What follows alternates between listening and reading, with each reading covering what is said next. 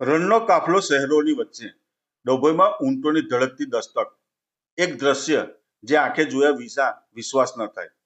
સામાન્ય રીતે કચ્છ ભુજના સફેદ રણમાં જ દેખાતો નજારો અચાનક ડભોઈ નજીકના તરસાના ચોકડી ઉપર ઉતરી આવ્યો. ધોરીમાર્ગ પરથી પસાર થતો ઊંટોનો ભવ્ય કાફલો જોઈ લોકો થંભી ગયા. કોઈ મોબાઈલ ઉંચક્યો, કોઈ આશ્ચર્યમાં મંત્રમુગ્ધ થયો. રણના વાહન શહેરની વચ્ચે દેખાયા અને પળોમાં જ લોક કુતૂહલ છવાઈ ગયું. ઘાસચારા અને પાણીની તીવ્ર અછતને કારણે કચ્છમાંથી નીકળેલા કચ્છી માલધારીઓનું આ વાર્ષિક સ્થળાંતર છે.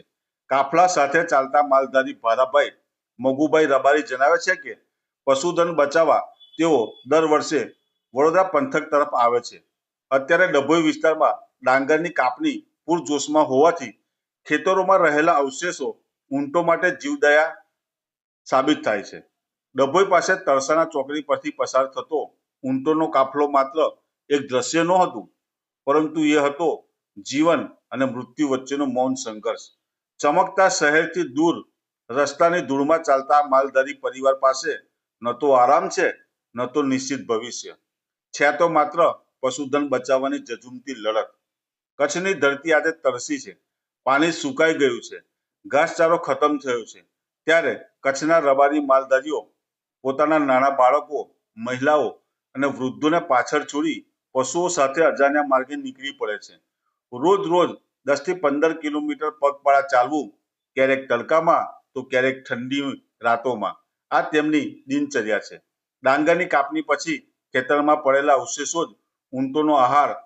પશુ ખાય તો જ માલધારી જીવતો રહે, આ સત્ય તેમની આંખોમાં સ્પષ્ટ દેખાય છે. રાતે છત નથી, ફક્ત આકાશ. જ્યાં સાંજ પડે ત્યાં જ ખેતરમાં મુકામ, ન પથારી ન દીવો. ઊંટો અને પશુઓની વચ્ચે સૂઈ જાય છે પરિવાર. વરસાદ આવે તો ભીજાવું, શિયાળો આવે તો ઠૂઠવાવું, પણ આગળ વધવું ફરજિયાત. 4 થી 6 મહિના ઘર વગરનું જીવન, એક ગામ છોડે બીજું શોધે.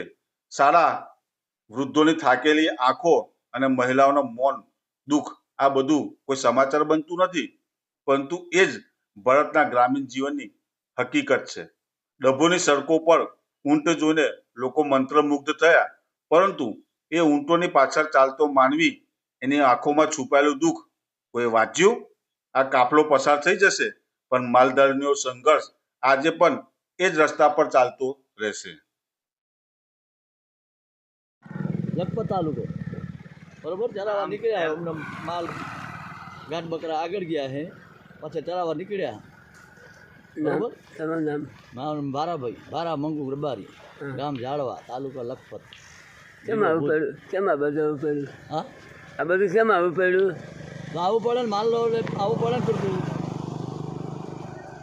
માલો લે આવવું પડે, ચારવું પડે. જાનવર ભૂખે મારા પોહાય નહીં, એવું છે. ઓકે.